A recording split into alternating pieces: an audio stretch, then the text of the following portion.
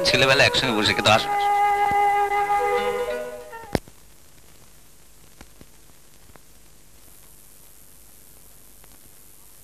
মাঝে সব পেটিগুলি তো আমায় দিয়ে দিলে।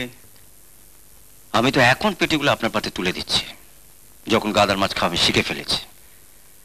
কিন্তু মাস্টারমশাই, আপনি যখন আপনার পাত থেকে আমার পাতে পেটিগুলো তুলে দিতেন, তখন কিন্তু পেটি ছাড়া আপনি খেতেই পারতেন না। আরে খাবো খাবো, বাবলু বড় হয়ে যখন চাকরি করবে তখন দেখো রোজ এই সাইজের পেটির মাছ আনবে। কিরে আনবি না? কি হলো মাস্টারমশাই, খান।